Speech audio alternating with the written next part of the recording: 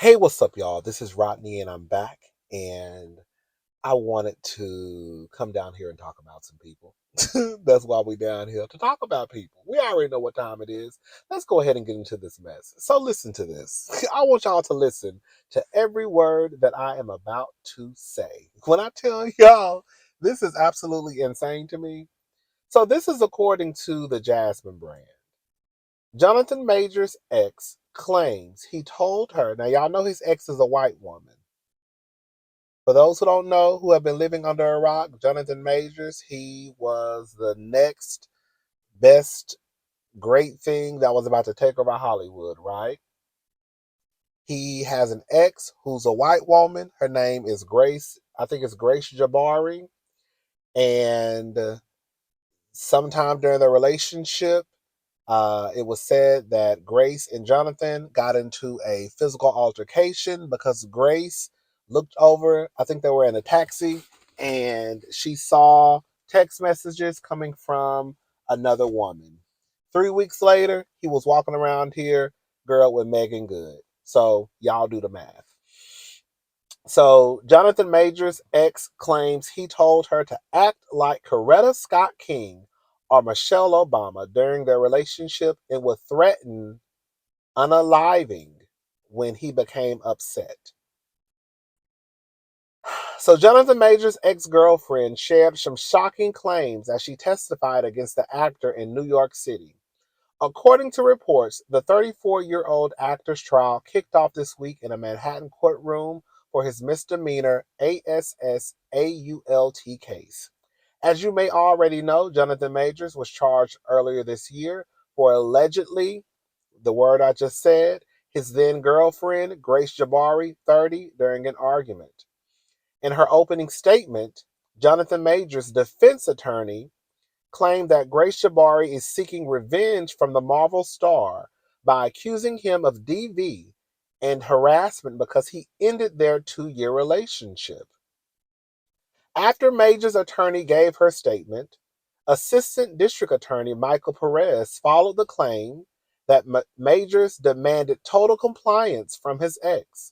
Allegedly, he demanded she act like late civil rights activist Coretta Scott King or former First Lady of the United States Michelle Obama by making sacrifices for him. Today, December the 5th, Grace Jabbari took the stand and played a recording on her iPhone of Major shouting at her to behave like King or Obama. On the recording, the actor reportedly stated, "I'm a great man, a great man. I do great things for my culture and for the world. The woman that supports me needs to be a great woman. 2 nights ago, you did not do that, which took away from the plan." During Jabbari's testimony, she also recalled one incident from July 2022 when he allegedly began throwing things at her in the West Hollywood home they shared at the time. She showed the jury a photo of a room where she claimed Majors threw a candle into a wall. In addition, the professional dancer testified that Majors would allegedly threaten to unalive, basically himself, when he became upset with her. Jabbari recounted an incident that took place in September 2022 and said, "He said that he was a monster and that he wants to and that he wants to unalive himself, and he has put actions into place to do so." She said she begged Majors not to go through with the act, and in an instance would make him feel safe, loved, and secure. Girl, they say this girl played a recording, and on the recording, he said he wanted this white lady to act like Coretta Scott King and Michelle Obama.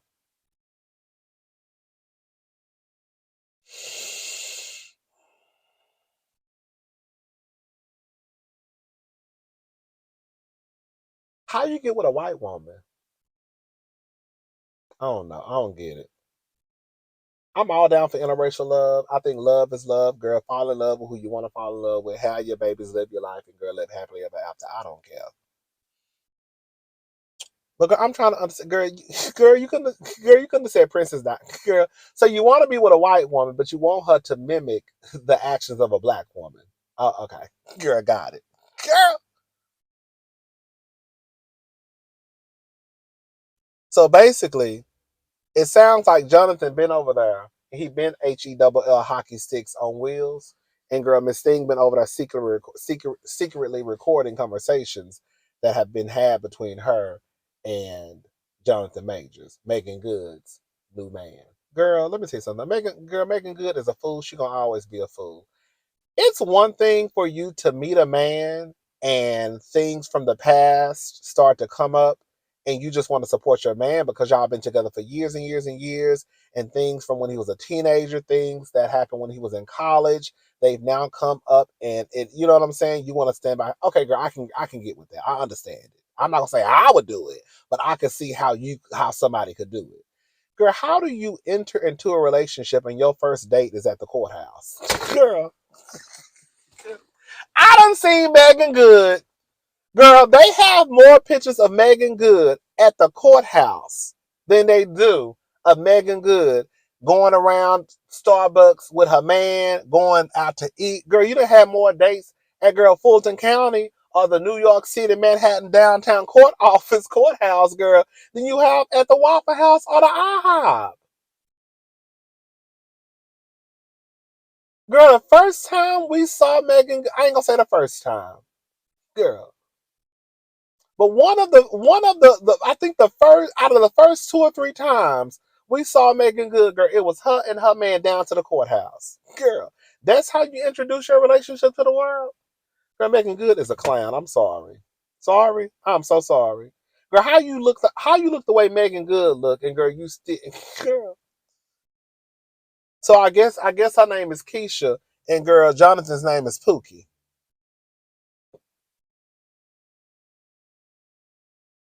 I mean, girl, it is what it is. It is what it is. It is what it is. Listen to this. I like this story. So this is according to the neighborhood talk. So, Amy Robach and TJ Holmes, ex-partners reportedly dating each other.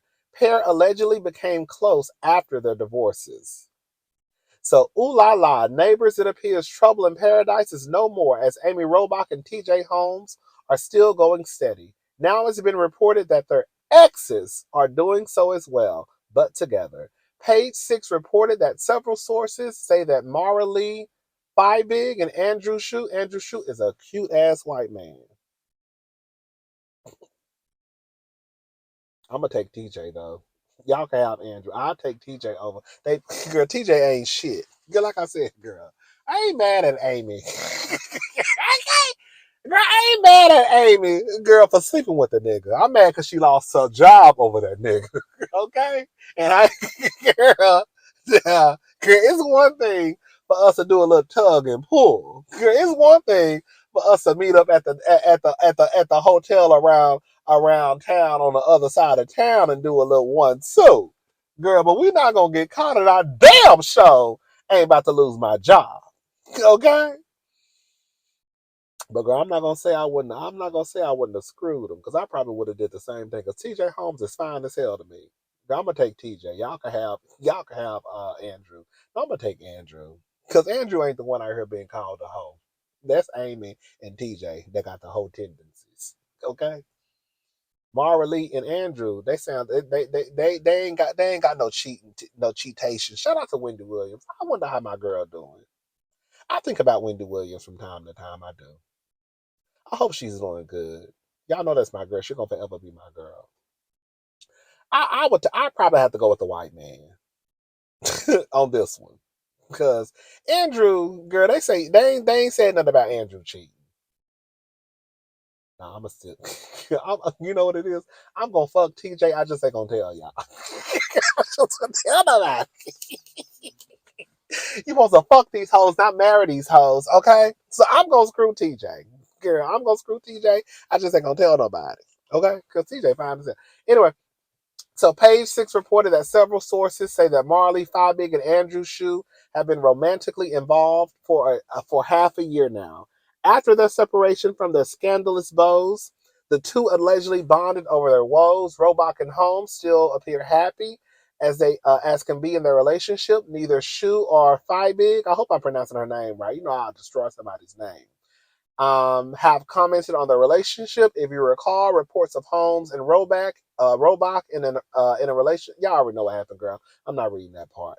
So, girl, they say, girl, that that Marilee and Andrew, girl, they might be talking to each other. I mean, I guess, girl, we found love in a hopeless place. Shout out to Rihanna. We found love in a hopeless place. All right, and Andrew and TJ and Amy, girl, they found it at the office, girl, in the copy in the printing room, girl. Oh, horse. Mm-mm. Mm-mm. Mm-mm. I don't like that. That's a mess. Listen to this. I love it. I love this story too. Listen to this. So, actress Sheryl Lee Ralph and her husband are reportedly moving in together officially after almost 20 years of marriage. So, Sheryl Lee Ralph and her husband are taking a new step in their union. According to reports, Dreamgirls icon Sheryl Lee Ralph has finally decided to live under the same roof as her longtime partner, Vincent Hughes, full time. The exciting news comes only 2 weeks after Sheryl Lee Ralph briefly spoke on her bi-coastal marriage with Vincent Hughes in a sit-down interview. When speaking on the secret of keeping their connection strong, the 66-year-old said, "We don't live together. I see him every 2 weeks, and when I see him, I'm so happy to see him. And and then when I'm leaving, I'm happy to leave because I know I'll be back again. Yeah, it works." Ralph and 67-year-old Vincent Hughes, a member of the Pennsylvania State Senate, married in 2005. Their separate place arrangement has reportedly been their thing since the beginning, but the lovebirds did cohabitate for some time during the pandemic. These days, Ralph's primary home is in California, while her boo resides in Pennsylvania. However, the Emmy winning actress is said to be uprooting to Philadelphia with Hughes and will commute to Los Angeles for work, specifically for her starring role in Abbott Elementary. Girl, I live. I've told y'all, girl, relationship ain't really my thing. But I've told y'all, girl, y'all need to start doing y'all own stuff in y'all relationships. You know what I think? I think the reason why a lot of y'all relationships fail is one, some of y'all just not meant to be together. Sometimes stuff just run its course. But I think a lot of y'all do try and follow this template that people tell you that relationships are supposed to follow. And I think you fail because you should do what you want to do for your relationship. I was just having a conversation yesterday with a close person in my life. And I was telling this person that you should do what you want to do in your relationship. If you have an understanding, if your partner has an understanding, then that's really all the fuck that matters. Quiet as this kept. I think that if you're strong enough to deal with, I guess, outside voices, if those voices start to make it inside of your home, and if you're strong enough to say, girl, fuck them people, then you good to go. It don't matter what people have to say. You don't have to follow what society says you have to follow when it comes to your relationship. You don't have to live with your husband. You don't. Who said you had to? Oh, the people. You don't have to have kids. You don't have to. Your husband can live on the other side of town, and you can live in a whole other state if you want to. That's still your husband. If it ain't listen, if you're okay with it and they're okay with it, then bitch is not a problem. Full stop. I used to say that when it came to now Cynthia and her man ain't married no more, but I used to say Cynthia and what was his name, Mike, on Real Housewives of Atlanta. I remember when they got married, and I think it was Eva, And I think it was Cynthia's sister basically saying, so what y'all gonna do? I know y'all basically I think they were putting pressure on Cynthia for Cynthia to decide what she was gonna do about their living situation. Because, Cynthia lived in Atlanta and Mike lived in LA. And I was like, there's not a situation. There's not an issue.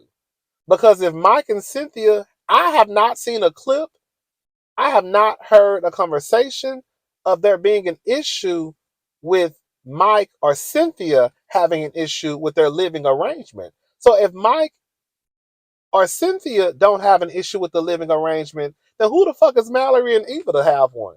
Now, we can have our opinion, right? But at the end of the day, Cynthia should have said, bitch, we fine. I ain't got no problem hopping on no plane going to see my man, and my man ain't got no problem hopping on a plane coming to see me.